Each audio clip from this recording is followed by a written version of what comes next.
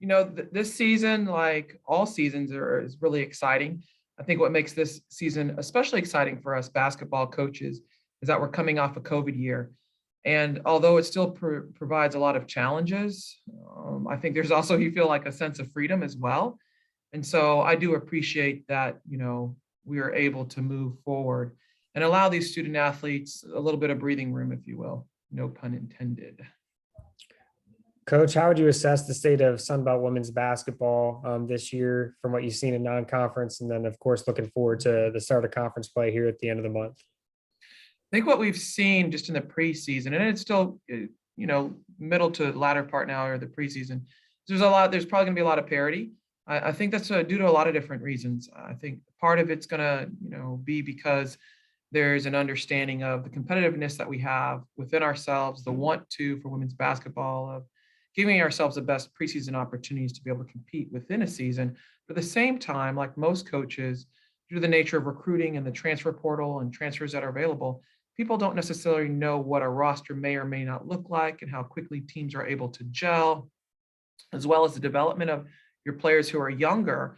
And so I'm excited because I would think it'd be safe to say the majority of us aren't where we want to be just yet going into conference play, largely because there are a lot of changes. And some of those changes are really due to COVID as well. So even if you have a more veteran team, COVID has presented a lot of challenges, if you will.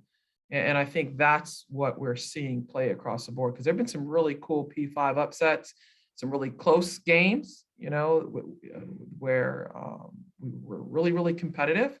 And then there's been some trouncing of some teams as well that our teams have done a good job of being able to compete. So it's exciting. I think, fans and our student athletes are really going to enjoy the quality, because it's going to be a dogfight with every game that's being played in the women's side.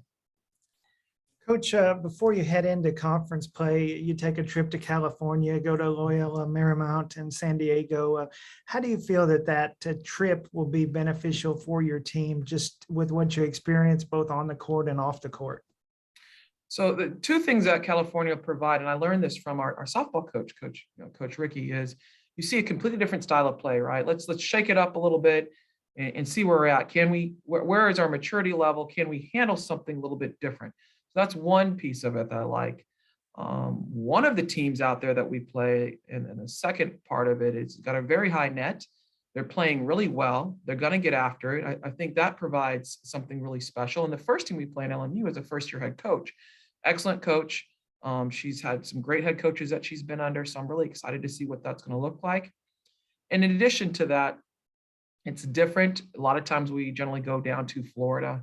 We generally spend a lot of time south. Take them out west provides an opportunity for them to see just a different part of the country, as well as it takes one of our players back home, and that's Tiana Eaton, a transfer. So, I'm excited about it. We have quite a few players too that have a lot of California ties. They're going to have family in LA.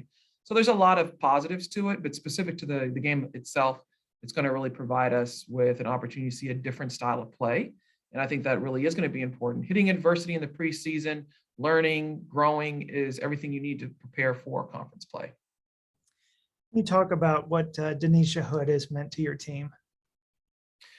Denise is a student athlete that I think a lot of our fans can identify with, as far as just how she's come along. You've seen a physical transformation in her body. I think the other piece you'll see right now is just a growing of her game.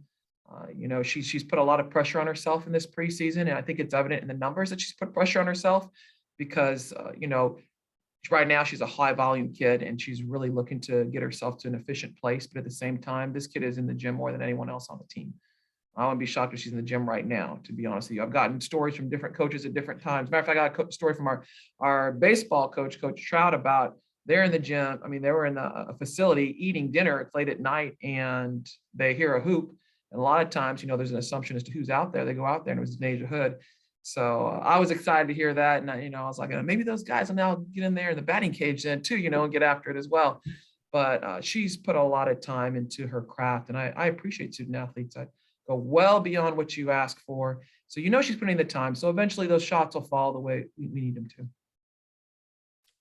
And then, Coach, one last one for you here. What are your thoughts on Pensacola as the site of the Sun Belt tournament, and what does having a neutral site like that mean for your student athletes, your fans, and your program?